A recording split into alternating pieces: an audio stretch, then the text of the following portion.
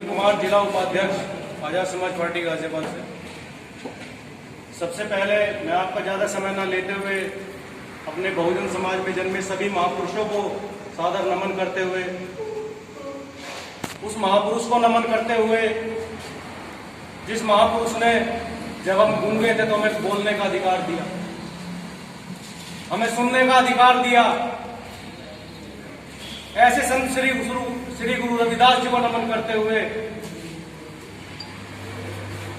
मैं अपनी बात को आप सब लोगों के बीच रखना चाहता हूं। दोस्तों, आज ये समय, आज ये जो सरकार है वो किस तरफ जा रही है, ये आपको तय करना है। हमारे किसान गाजीपुर बॉर्डर पर बैठे हुए हैं।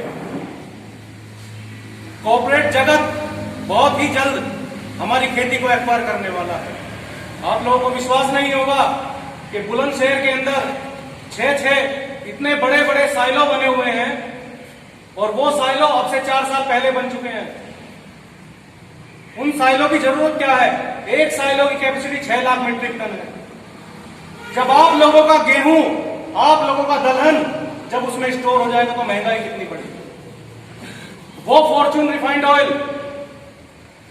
जो सरसों का रेट आपको कितना मिलता है? 40-50 रुपए, 60 रुपए, लेकिन वही सरसों का तेल 214 रुपए लीटर बन के मिलता है फॉर्च्यून के रूप में, अडानी ग्रुप के रूप में।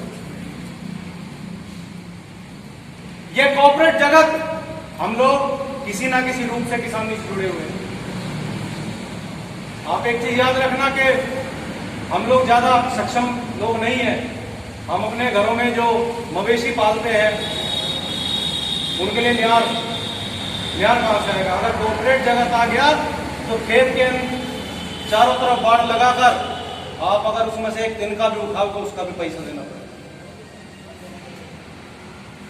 अगर किसी राशन की दुकान पे चले जाओ और माचिस मांगो तो उसके लिए भी 1 रुपया रखना पड़ेगा। वही स्थिति बन जाएगी, तो भूखे मरने की स्थिति आ जाएगी। और ऐसा भी हो सकता है कि सन 2024 में आप लोगों से वोट डालने का भी अधिकार छीन लिया जाए। वोट डालने का अधिकार छीन लिया जाए और आपको गुलामी के उस अंधेरे में डाल दिया जाए जिसमें हम पहले डले हुए थे। आप लोगों को याद होगा जब साइमन कमीशन भारत आया, जब साइमन कमीशन के प्रतिनिधि भारत आए तो वो शाम के समय पहुंचे तो वो सबसे पहले गांधी जी के पास गए रात के 11 बजे। तो वो सो रहे थे। 12 बजे जवाहरलाल नेहरू जी के पास गए, वो भी सो रहे थे। फिर हमारे माननीय बाबा साहब भीमराव अंबेडकर जी के पास रात को 1 बजे पहुंचे तो बाबा साहब जगे हुए थे। तो साइमन कमीशन के प्रतिनिधियों ने पूछा कि जिनके ऊपर देश की जिम्मेदारी लिए बैठे हैं जो, वो तो सोए हुए हैं, लेकिन आप क्यों जागे हुए? तो उनका बड़ा सुंदर सा और बहुत गहराई वाला जवाब था कि वो इसलिए सोए हुए हैं क्योंकि उनका समाज जागा हुआ है, और मैं इसलिए जागा हुआ हूं क्योंकि मेरा समाज सोया हुआ है।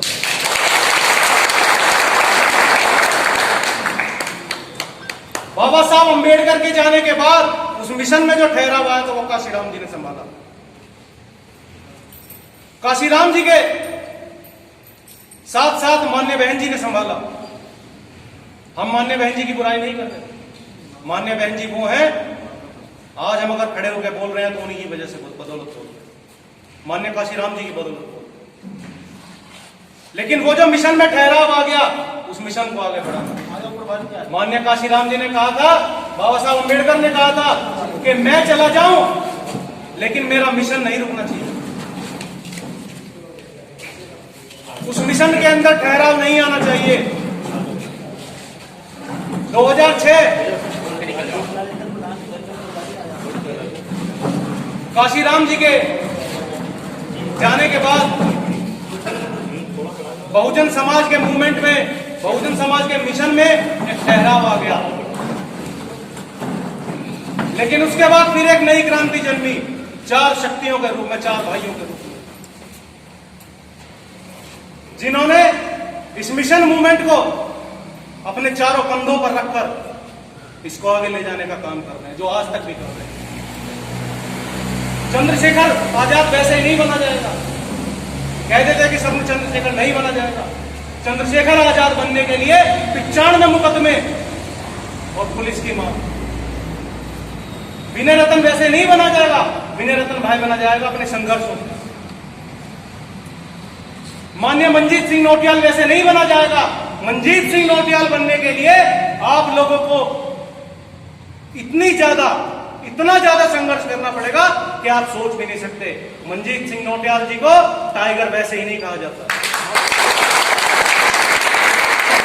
जेल के अंदर जो भाई के साथ अत्याचार हुए हैं, लिक्विड में मिलाकर हड्डियों को गलाने वाले रसायन दिए गए हैं भाई, तो मंजीत सिंह नौटियाल भी वैसे नहीं बना जाएगा। और माननीय कमल सिंह वालिया, वो भी कोई नहीं बन सकता, क्योंकि उसको बनने के लिए अपने भाई का त्याग देना पड़ेगा।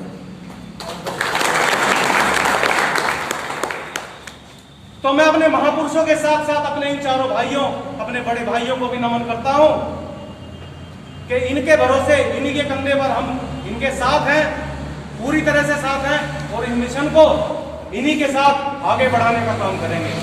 इसी के साथ मैं आप लोगों को ज्यादा समय न लेते हुए मैं अपनी बातों को विराम देता हूं और बाकी समय अपने बड़े भाई मंजीत नौटियाल जी को देता हूं। जय भीम।